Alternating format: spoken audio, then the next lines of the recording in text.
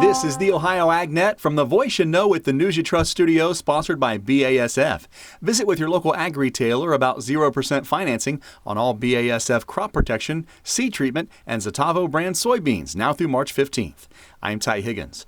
Join Finnig Equipment's Planter Clinic January 8th. Boost yields, save money, enjoy lunch, and see the latest planter technology. Not your average planter clinic, and no registrations required. To learn more, call 419-953-8500 or go to finnigequipment.com. New and now at ohioagnet.com. When things are quiet on the home front as far as agriculture goes, all eyes are on South America. There's a new update online. Joel Penorwood has the details.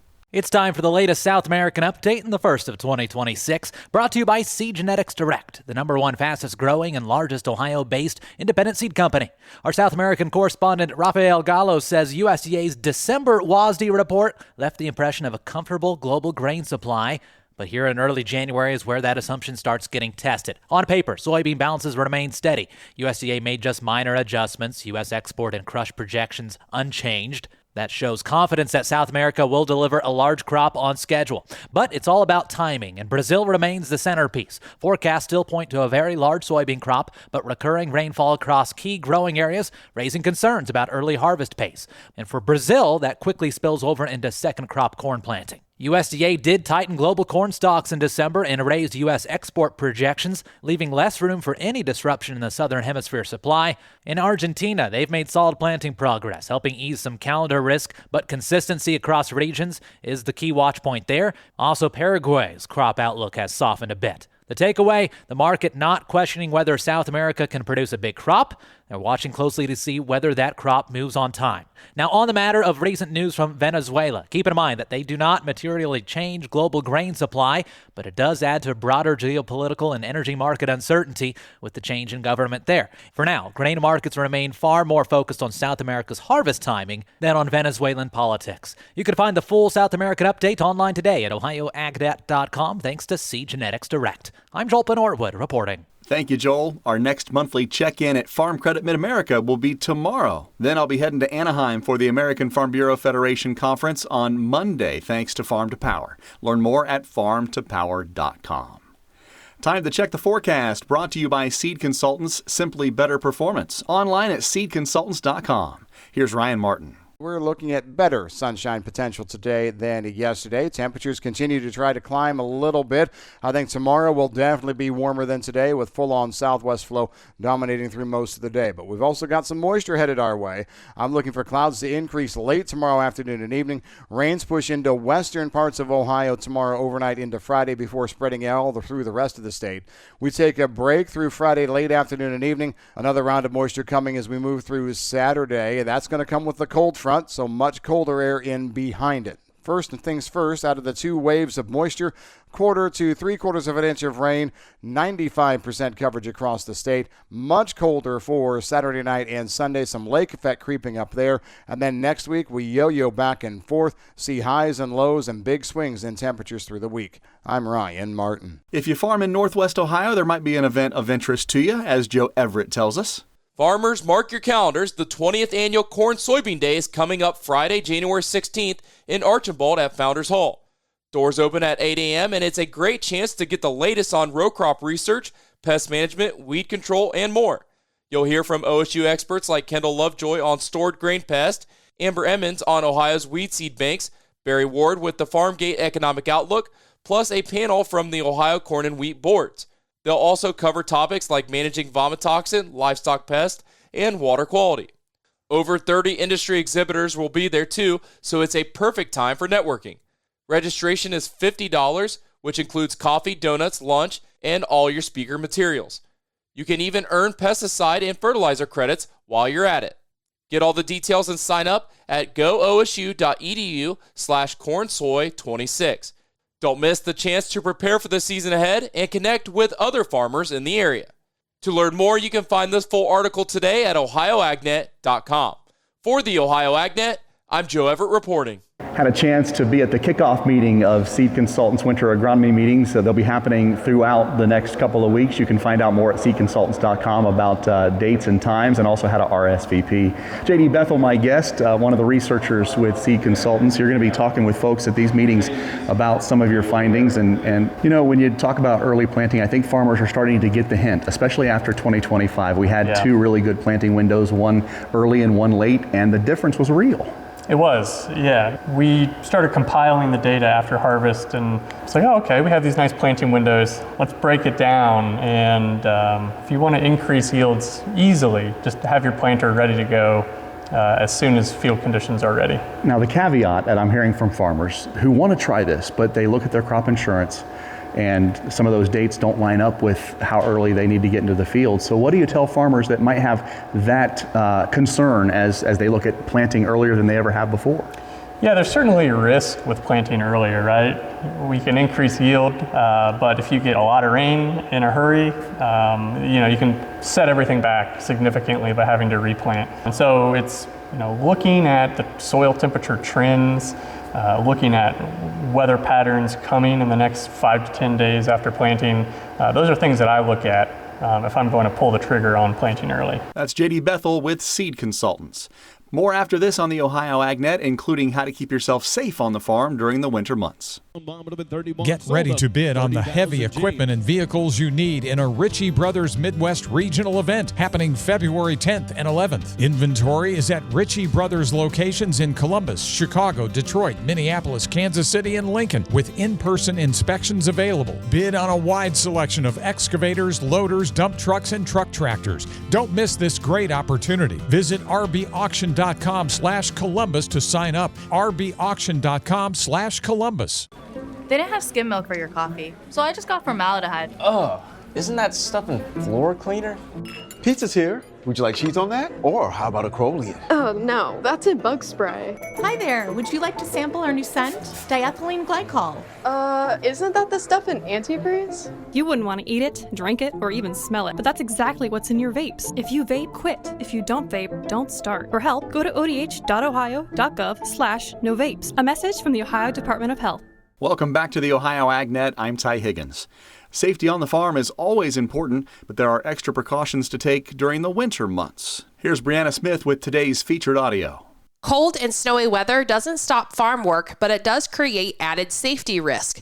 Joining us today is Dr. Dee Jepson, State Agricultural Safety and Health Leader with Ohio State Extension, with practical reminders for staying safe on the farm this winter. Dr. Jepson, when it comes to winter farm safety, what are some of the biggest areas farmers should be thinking about this time of year? One is being prepared to being outside. I know that sounds silly, but sometimes you think you're only going to be out there for a minute or 10 minutes, 30 minutes at the most, and then it turns out that you're out there much longer. So being prepared is one.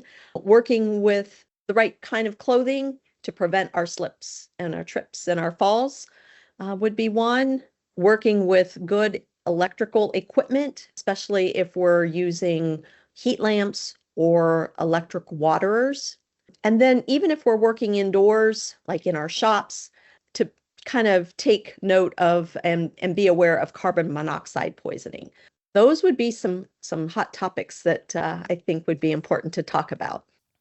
Let's talk about some important tools that many farmers are using right now, which are electrical heating elements, whether that's to prevent ice from building up on their waterers or to keep newborn animals from getting frostbite. I know a lot of farms right now are using electrical elements. Can you talk a little bit about some safety recommendations that you have if a farmer is going to use those items? That's a great question. And some of our products or items that we've had in the past may show a little wear and tear on them. So I'm always going to recommend that we buy new ones for the new season, or really inspect those old items and discard them if their wiring is showing cracks or the cord is not correctly fixed because we pulled it out of the outlets so many times that the plug is not attached to the cord in the best way, or any types of frays. We're going to discard those. It's not worth losing the barn in a fire over a heat lamp or an electrical waterer. So purchasing those high quality items are my first recommendation. And then even on some of those heat lamps, we want to use the high quality bulbs as well. Low quality bulbs, they have really thin glass on them and they can shatter and then expose the elements to some of our burnable materials out there in the barn.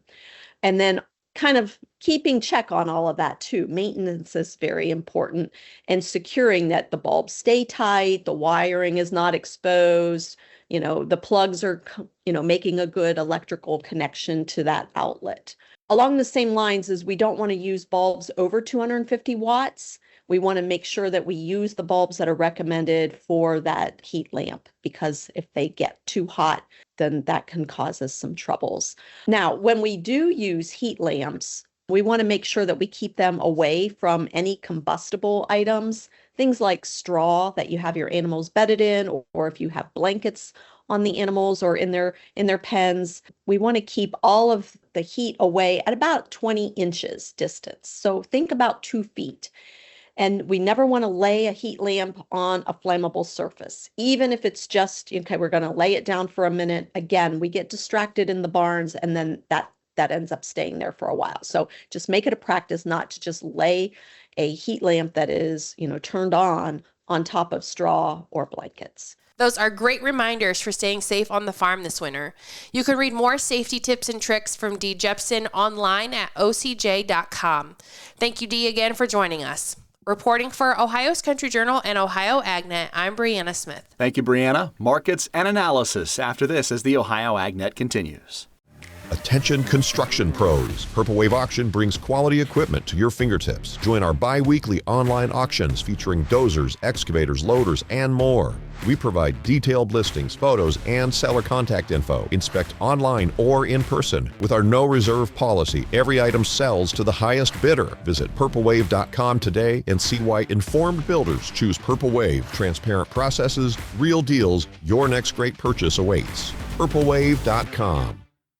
Whether you're in the fields or on the farm, creating a safer work environment has never been easier.